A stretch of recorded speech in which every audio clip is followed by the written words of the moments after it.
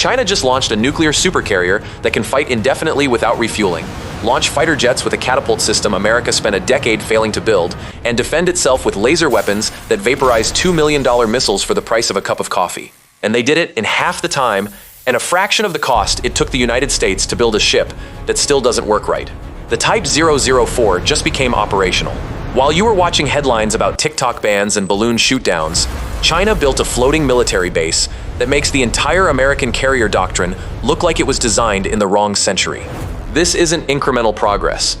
This is what happens when one country spends $13 billion on a ship that breaks down, and the other country reverse engineers the failure, fixes it, makes it better, and bolts it onto a warship powered by technology the United States abandoned in the Cold War because it wasn't useful for building nuclear bombs. That decision just came back to haunt the Pentagon in the worst possible way. Let me hit you with the number that should make every defense stock investor pause. The USS Gerald R, America's most advanced carrier, the crown jewel of naval engineering, cost over $13,000 million. $13 billion. It took nearly a decade of humiliating breakdowns before it could operate consistently. The centerpiece of that disaster was the electromagnetic launch system, the catapults that fling fighter jets off the deck. They failed constantly.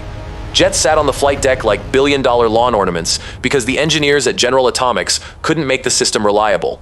Launches failed. Arresting gear broke. For years, the most expensive warship ever built couldn't do the one thing carriers are supposed to do: launch planes. It became a punchline in defense circles, a floating monument to cost overruns and technical arrogance. China watched that train wreck, and then they built the thing America couldn't. The Type 004 uses an electromagnetic aircraft launch system that actually works flawlessly. They didn't just copy it, they fixed the core problem the US Navy couldn't solve. China integrated the catapults into a ship-wide direct current power grid, one unified electrical system. The American version bolts new technology onto old power architecture and prays it doesn't fry itself. The Chinese version was designed from the keel up to handle the energy loads. The result is a catapult system that launches fighters with mechanical precision. No failures, no delays, no embarrassing stand-downs while technicians try to figure out why a $13 billion ship can't perform its basic function. You spent a decade debugging a prototype. They spent half that time deploying a finished weapon, and they did it for a fraction of the cost. But here's the part that should keep Pentagon planners awake at night. That electromagnetic catapult isn't even the scariest thing on this ship. The Type 004 runs on a thorium molten salt reactor, not the pressurized water reactors that every American carrier has used since the USS Enterprise in the 1960s. Thorium. You need to understand what that word means in this context, because it represents a technological leap that changes the math of naval warfare. American carriers use uranium reactors that require expensive, time-consuming refueling overhauls. The USS Abraham Lincoln just spent 4 years in refueling and maintenance, 4 years offline, billions of dollars. One carrier, out of the fight, while technicians swap out reactor cores. That's the cost of doing business with pressurized water reactor technology. It works, but it puts a hard limit on operational tempo. The Type 004 doesn't have that limit. Thorium molten salt reactors are safer, more energy dense, and dramatically more efficient. They produce more power in less space. They don't need the same refueling cycles. This carrier can run at full combat speed indefinitely. Not for months, indefinitely. And the power output is so high that it can feed systems that didn't exist on carriers 5 years ago. We're not talking about incremental improvement. We're talking about a warship that has effectively unlimited energy to throw at propulsion, sensors, and weapons, while American carriers are planning their next decade around scheduled downtime. And here's the geopolitical gut punch. The United States had this technology first. We developed molten salt reactors in the 1960s at Oak Ridge National Laboratory. The experiments worked. The science was sound. And then we abandoned it. Why? Because thorium reactors don't produce plutonium. You can't use them to build bombs. The Cold War prioritized weapons-grade material over efficiency, so we shelved one of the most promising energy technologies ever developed and went all in on uranium. That decision made sense if your goal was building more nukes. It makes zero sense if your goal is building a superior navy. China picked up the research we discarded, spent 2 decades perfecting it, and now they have a carrier that can operate in the Pacific without the logistical vulnerabilities that American carriers drag around like anchors. While the US Navy is tethered to refueling schedules and supply chains it can't fully protect, China just put a floating power plant to sea that doesn't need any of that. Think about what that means in a shooting war. American carriers need support: tankers, supply ships, repair facilities. Every one of those is a target. Every one of those is a vulnerability. The Type 004 can steam at flank speed for years, without external fuel, without resupply, without the logistical tail that makes American carriers trackable and targetable. It's a self-sufficient war machine, and the power it generates allows it to do things that American carriers physically cannot. Now let me tell you about the crisis China just made irrelevant while the US is still pretending it's not happening. The United States Navy is in the middle of its worst recruiting collapse in modern history. There are not enough pilots to fly the planes we already have. Retention is in freefall. Training pipelines are backed up. Flight schools are struggling.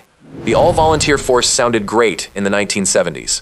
In 2026, it means you have fifth-generation fighters sitting in hangars because there's nobody qualified to fly them.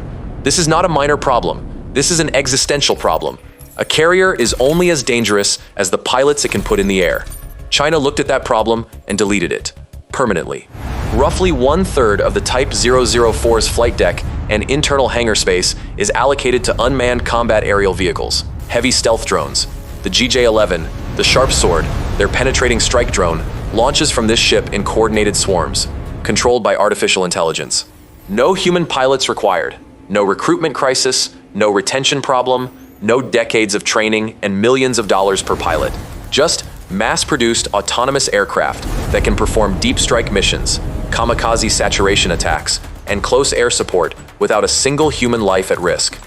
While the US Navy is trying to convince 18-year-olds to sign up for a 6-year commitment and then spending another 5 years turning them into carrier pilots, China is stamping out drone after drone after drone and loading them onto a ship that can launch them faster than American defenses can shoot them down. You're still playing the old game. Recruit, train, retain. They're playing a new one. Build, upload, deploy. And their version scales. Yours doesn't. Here's what that looks like in combat. An American carrier strike group has maybe 70 or 80 manned aircraft.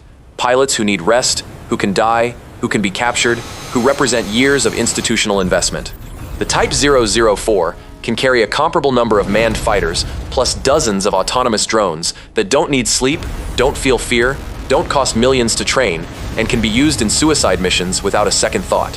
Imagine a saturation attack where 30 expendable drones come screaming in at sea level while manned J-35 fighters provide top cover.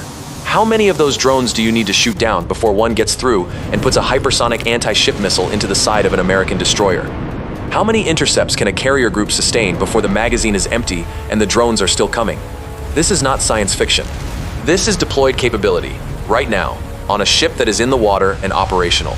And those drone swarms are protected by a defensive system that makes the entire American missile inventory look like a bad investment. The Type 004 is equipped with high-energy solid-state laser weapons, directed energy systems capable of burning through subsonic cruise missiles in mid-flight. The Pentagon just received classified intelligence assessments confirming that these lasers can destroy incoming Harpoon and Tomahawk missiles, the kind the US Navy still relies on, for a per-shot cost in the single digits. Dollars. Not thousands, not millions. Dollars. Let that sink in. The United States fires a Tomahawk cruise missile that costs about $2 million. China points a laser at it, holds the beam for a few seconds, and the missile disintegrates. The cost to China? The electricity to power the laser. A few bucks, maybe less. And because this carrier is powered by a thorium reactor generating functionally unlimited energy, those lasers don't run out of ammunition, ever. They can engage target after target after target, without reloading, without resupply, without logistics.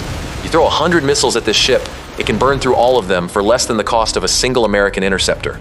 Do you understand how completely that inverts the economics of naval combat? For 70 years, American carrier groups have relied on the ability to project overwhelming firepower. You throw so many missiles at the enemy that they can't shoot them all down. That's the doctrine. It worked because our enemies couldn't afford to intercept everything. But if interception costs nothing and your missiles cost millions, you're not overwhelming anyone. You're bankrupting yourself while the other guy recharges his batteries and keeps shooting. And it gets worse. Those same high-energy lasers aren't just defensive. They can target satellites. The Type 004 can burn through the optical sensors on American reconnaissance satellites, the ones we use to track Chinese fleet movements. Think about what that means. A carrier that can defend itself for pennies, blind the satellites tracking it, and launch swarms of autonomous drones while operating indefinitely without refueling. That's not a ship. That's a moving exclusion zone. But let's talk about the manned fighters, because this is where China made sure the US has no ace in the hole. The Shenyang J-35 just deployed in its carrier-capable variant. This is not an incremental improvement over older Chinese jets. This is a fifth-generation stealth fighter designed specifically to kill the F-35. American naval aviators have spent the last week looking at the specifications and the performance data, and the confidence is gone. The J-35 is faster. It carries hypersonic anti-ship missiles that the F-35 cannot. Its aerodynamic design reduces radar cross-section in ways that neutralize many of the stealth advantages the F-35 was supposed to have. And China is manufacturing it at a rate that Lockheed Martin cannot match. The United States spent over $1 trillion on the F-35 program. $1 trillion. It took decades. It's still plagued with software bugs and maintenance issues. And now there is a Chinese fighter that was built to hunt it, and it's already operational, already carrier deployed, already being produced in volume. The plane America bet the entire future of naval aviation on has a peer competitor that's newer, faster, and coming off the assembly line in numbers we can't keep up with. Now I know what you're thinking. The US still has 11 carriers. China only has 3. That's supposed to matter, right? Numerical superiority. Except here's the problem. A carrier is worthless if you can't build another one or repair the ones you have. And this is where the story goes from bad to apocalyptic. This summer, United States Naval Intelligence publicly admitted something that should have been treated like a national emergency. China's shipbuilding capacity is 232 times larger than America's. Not twice as large. Not 10 times. 232 times. While China is launched supercarriers and simultaneously rolling out Type 055 destroyers by the dozen, the United States has nuclear-attack submarines rotting in port because there aren't enough shipyard workers to repair them. There aren't enough parts. There aren't enough dry docks. The USS Boise has been waiting for maintenance for years. Years. A nuclear fast-attack submarine, one of the most capable weapons in the American arsenal, is pierside and unfixable because the industrial base that built it no longer exists. We outsourced it. We let the shipyards close. We let the expertise retire and didn't replace it. We spent 30 years financializing the economy and moving production offshore, and now the bill is due. Even if the Pentagon wanted to respond to the Type 004 by building a better carrier, they can't. There is no place to build it. There's no workforce trained to do it. There's no supply chain to sustain it. The infrastructure is gone. China is producing warships at a pace the United States hasn't seen since 1943, and we're stuck trying to figure out how to fix the ships we already have. This is the real crisis.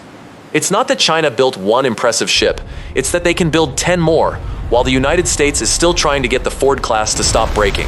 The Type 004 represents the leading edge of a naval construction boom that has no American equivalent.